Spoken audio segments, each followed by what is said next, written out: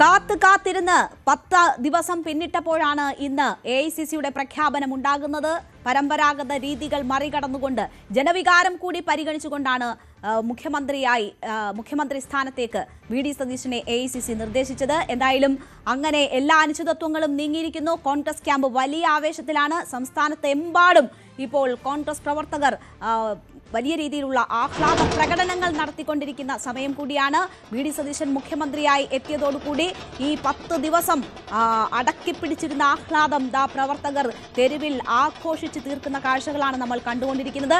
ഒരുപക്ഷെ തീരുമാനം മറിച്ചായിരുന്നുവെങ്കിൽ ഇതൊക്കെ ഒരു പ്രതിഷേധ പ്രകടനമായി മാറേണ്ടുന്നതാണ്. എന്തായാലും ജനവികാരം ഉയർത്തിപ്പിടിച്ചുകൊണ്ട് തന്നെയുള്ള ഒരു തീരുമാനം കോൺഗ്രസിന്റെ ഭാഗത്തു നിന്ന്, ഹൈക്കമാൻഡിന്റെ ഭാഗത്തു നിന്ന് വന്നിരിക്കുന്നു. ഇനി അത് ഔദ്യോഗികമായി ആ തെരഞ്ഞെടുപ്പിലേക്കൊക്കെ പോകേണ്ടുന്ന സമയമാണ്. മുഖ്യമന്ത്രിയായി VD സതീശനെ നിർദ്ദേശിച്ച ശേഷം ഇപ്പോൾ പാർലമെന്ററി പാർട്ടി യോഗത്തിലേക്ക് കടക്കാൻ പോവുകയാണ്.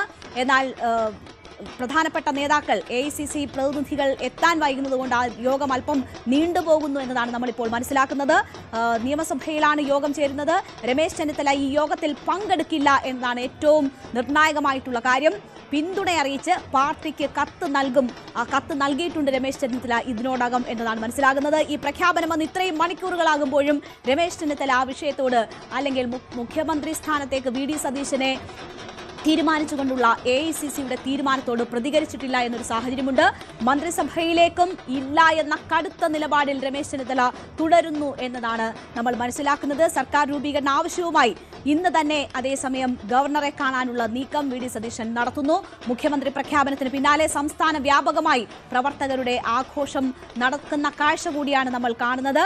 അപ്പോൾ വിവിധയിടങ്ങളിൽ സംസ്ഥാനത്തിന്റെ പലയിടങ്ങളിലും കോൺഗ്രസ് പ്രവർത്തകർ വലിയ ആവേശത്തിലാണ്. ആഹ്ലാദ പ്രകടനങ്ങൾ നടന്നുകൊണ്ടിരിക്കുകയാണ്. കഴിഞ്ഞ ദിവസങ്ങളിലൊക്കെ ഓരോ പ്രവർത്തകരും എന്തുകൊണ്ട് ഈ തീരുമാനം വൈകുന്നു എന്ന ആശങ്കയിലായിരുന്നു.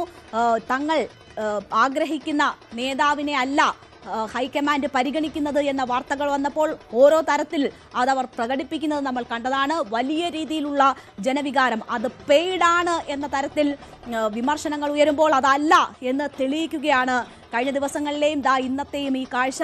ആഹ്ലാദപൂർവ്വം ഈ തീരുമാനത്തെ ഏറ്റെടുക്കുന്ന കോൺഗ്രസ് പ്രവർത്തകരെയാണ് സംസ്ഥാനത്തുടനീളം കണ്ടുകൊണ്ടിരിക്കുന്നത്. ജനവികാരം മുഖ്യമന്ത്രിയെ തീരുമാനിച്ചു എന്ന തലത്തിലേക്ക് കാര്യങ്ങൾ എത്തിയിരിക്കുന്നു. വിവിധയിടങ്ങളിൽ നിന്ന് ഞങ്ങളുടെ പ്രതിനിധികൾ ചേരുകയാണ്.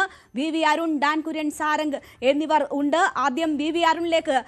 അരുൺ, എല്ലാവരും ഉറ്റുനോക്കുന്നത് CLP യോഗത്തിലേക്കാണ്. ആരൊക്കെ പങ്കെടുക്കുന്നു? രമേശ് ചെന്നിത്തല വിട്ടുനിൽക്കുന്നു എന്നൊരു സാഹചര്യമുണ്ട്. നേരത്തെ തീരുമാനിച്ച സമയങ്ങൾ പലത് മറികടന്നിരിക്കുന്നു. ഇനിയിപ്പോൾ എത്ര മണിക്ക് CLP ചേരും എന്നതാണ് ഇപ്പോൾ ലഭിക്കുന്ന വിവരം. രമേശ് ചെന്നിത്തല പങ്കെടുക്കില്ല എന്നതാണ് അതിൽ ഏറ്റവും നിർണായകമായിട്ടുള്ള കാര്യം. പ്രഖ്യാപനം വന്ന് ഇത്രയും മണിക്കൂർ കഴിഞ്ഞതിന് ശേഷവും രമേശ് ചെന്നിത്തല പ്രതികരിച്ചിട്ടില്ല എന്നൊരു സാഹചര്യം കൂടിയുണ്ട്. എന്താണ് സംഭവിക്കാൻ പോകുന്നത്?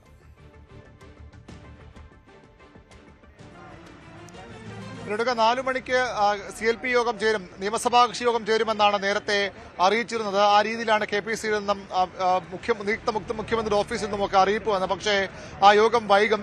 നിരീക്ഷകരായ മുകുൾ വാസ്നിക്കും അജയ് മാക്കനും അതിനൊപ്പം സംസ്ഥാനത്ത് ചുമതലയുള്ള AICC ജനറൽ സെക്രട്ടറി ദീപാദാസ് മുൻഷിയും എത്തുന്ന വിമാനം ഏതാണ്ട് 6 മണിയോടുകൂടി മാത്രമേ തലസ്ഥാനത്ത് ലാൻഡ് ചെയ്യുകയുള്ളൂ, തിരുവനന്തപുരം വിമാനത്താവളത്തിൽ എത്തുകയുള്ളൂ. അങ്ങനെയെങ്കിൽ അവർ ഇവിടെ എത്താൻ 6:15 കഴിയും.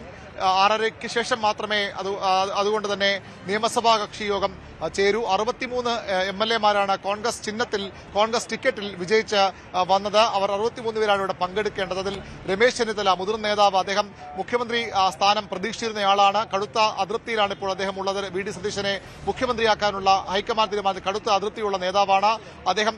വീട്ടിലുണ്ടെന്നും ഇല്ലെന്നും പറയപ്പെടുന്നു. ഏതായാലും അദ്ദേഹം ഈ യോഗത്തിലേക്ക് എത്തില്ല. പകരം VD സതീശനെ തിരഞ്ഞെടുത്തുകൊണ്ടുള്ള, നിയമസഭാ കക്ഷി നേതാവ് തിരഞ്ഞെടുത്തുകൊണ്ടുള്ള ആ തീരുമാനത്തിന് പിന്തുണ കത്തിലൂടെയാണ് രമേശ് ചെന്നിത്തല അദ്ദേഹത്തിന്റെ തീരുമാനം അറിയിക്കുന്നത്, പിന്തുണ അറിയിക്കുന്നത്. കത്ത് അദ്ദേഹം കൈമാറും. ഏതെങ്കിലും പ്രധാനപ്പെട്ട നേതാവ്, KPC അധ്യക്ഷനോ അതുപോലെ ഏതെങ്കിലും പ്രധാനപ്പെട്ട MLA VD സതീശനെ നിയമസഭാ കക്ഷി നേതാവായി പിന്തുണ നിർദ്ദേശിക്കും. അതിനു മുമ്പ് തന്നെ ഹൈക്കമാൻഡ് പ്രതിനിധികൾ, ജനറൽ സെക്രട്ടറി ദീപാദാസ് മുൻഷി ഇത്തരത്തിൽ ഹൈക്കമാൻഡ് തീരുമാനിച്ചിരിക്കുന്നത്, കോൺഗ്രസ് പ്രസിഡന്റ് തീരുമാനിച്ചിരിക്കുന്നത് വി ഡി സതീശനെ കേരളത്തിലെ കോൺഗ്രസ് നിയമസഭാ കക്ഷിയുടെ നേതാവായി തിരഞ്ഞെടുക്കാനുള്ള ആണെന്ന തീരുമാനം ഔദ്യോഗികമായി ഇവിടെ അറിയിക്കും. അതിന് പിന്നാലെ KPCC അധ്യക്ഷൻ വി ഡി സതീശനെ നിയമസഭാ കക്ഷി നേതാവായി നിർദ്ദേശിച്ചിരിക്കുന്നു എന്ന കാര്യം അദ്ദേഹത്തെ പിന്തുണയ്ക്കാനുള്ള തീരുമാനം നിർദ്ദേശിക്കും. അതിനെ ഒരാൾ പിന്തുണയ്ക്കുകയും ചെയ്യും. മുതിർന്ന നേതാക്കൾ തന്നെ പിന്തുണയ്ക്കുകയും ചെയ്യും. അതോടുകൂടി ആ തീരുമാനം നടപ്പാക്കപ്പെടും. ഔപചാരികമായ നടപടിക്രമങ്ങൾ മാത്രമാണ്. വി ഡി സതീശൻ കോൺഗ്രസ് നിയമസഭാ കക്ഷിയുടെ നേതാവായി അങ്ങനെ ഔദ്യോഗികമായി തിരഞ്ഞെടുക്കപ്പെടും. പിന്നീടുള്ളത് ലോക് ഭവനിലേക്കുള്ള യാത്രയാണ്. ലോക് ഭവനിൽ നിയുക്ത മുഖ്യമന്ത്രിയുടെ നേതൃത്വത്തിൽ MLA-മാർ നേതാക്കൾ, കോൺഗ്രസ് UDF നേതാക്കൾ, KPCC അധ്യക്ഷനും വി ഡി സതീശനും UDF-ന്റെ മറ്റ് ഘടകകക്ഷി നേതാക്കൾ തിരുവനന്തപുരത്ത് എത്തിയിട്ടുള്ള നേതാക്കളും ലോക് ഭവനിലെത്തി ഗവർണർ രാജേന്ദ്ര വിശ്വനാഥ് അർലേക്കറെ കാണും. 7:30 മണിയോടുകൂടിയാണ് ആ കൂടിക്കാഴ്ച. നേരത്തെ 7 മണിക്ക് നിശ്ചയിച്ച കൂടിക്കാഴ്ച ഇപ്പോൾ അതും അരമണിക്കൂർ വൈകിയിരിക്കുകയാണ്. 7:30 അവർ അവിടെ എത്തി ഈ പിന്തുണ കത്ത് 102 MLA-മാരുടെ പിന്തുണ കത്ത് കൈമാറും. വിവിധ പാർട്ടികളുടെ പിന്തുണ കത്ത് കൈമാറും. സത്യപ്രതിജ്ഞയ്ക്കുള്ള സമയം അവിടെ ഏറെക്കുറെ തീരുമാനിക്കും. ഇപ്പോൾ ലഭിക്കുന്ന വിവരമനുസരിച്ച് തിങ്കളാഴ്ച വൈകുന്നേരമാണ് സത്യപ്രതിജ്ഞ നടക്കാനുള്ള സാധ്യത. അത് തിരുവനന്തപുരം സെൻട്രൽ സ്റ്റേഡിയത്തിലാകും ഈ സത്യപ്രതിജ്ഞ. വലിയ ആഘോഷമായി സത്യപ്രതിജ്ഞാ ചടങ്ങുകൾ നടത്താനാണ് UDF നേതൃത്വം ആലോചിക്കുന്നത്. 10 വർഷത്തിന് ശേഷം അധികാരത്തിലേക്കുള്ള തിരിച്ചുവരവാണ്. അധികാര സ്ഥാനങ്ങളിൽ നിന്ന് മാറ്റി നിർത്തപ്പെട്ട മുന്നണിയാണ് UDF. പാർട്ടികളാണ് കോൺഗ്രസും മുസ്ലിം ലീഗും ഒക്കെ. അതുകൊണ്ട് തന്നെ വലിയ ആഘോഷപൂർവ്വം ഈ വി ഡി സതീശൻ സർക്കാരിന്റെ സത്യപ്രതിജ്ഞ അവർ ആഘോഷിക്കാൻ തയ്യാറെടുക്കുകയാണ്. മലബാറിൽ നിന്ന് മാത്രം ആയിരക്കണക്കിന് പ്രവർത്തകർ ഇവിടേക്ക് എത്തും. മലപ്പുറത്ത് മാത്രം ആയിരക്കണക്കിന് പ്രവർത്തകർ എത്തും. സംസ്ഥാന വിവിധ ഭാഗങ്ങളിൽ നിന്ന് പ്രവർത്തകർ ഈ സത്യപ്രതിജ്ഞയിൽ പങ്കെടുക്കാനെത്തും. കോൺഗ്രസിന്റെ ദേശീയ നേതാക്കളും കോൺഗ്രസ് ഭരിക്കുന്ന സംസ്ഥാനങ്ങളിലെ മുഖ്യമന്ത്രിമാരും ഒക്കെ ചടങ്ങിനെത്തും. തമിഴ്നാട് മുഖ്യമന്ത്രി ജോസഫ് വിജയെ ഈ ചടങ്ങിലേക്ക് കോൺഗ്രസ് നേതൃത്വം ക്ഷണിക്കുന്നുണ്ട്. അങ്ങനെ രാജ്യത്തിന്റെ പ്രധാനപ്പെട്ട നേതാക്കളൊക്കെ എത്തുന്ന വലിയ ആഘോഷമായി സത്യപ്രതിജ്ഞാ ചടങ്ങ് മാറാനുള്ള സാഹചര്യമാണ്. അരുൺ, ആ ദൃശ്യങ്ങളിൽ നമുക്ക് കാണാം ഓരോ MLA-മാരായി എത്തിക്കൊണ്ടിരിക്കുന്നത് നമുക്ക് കാണാം.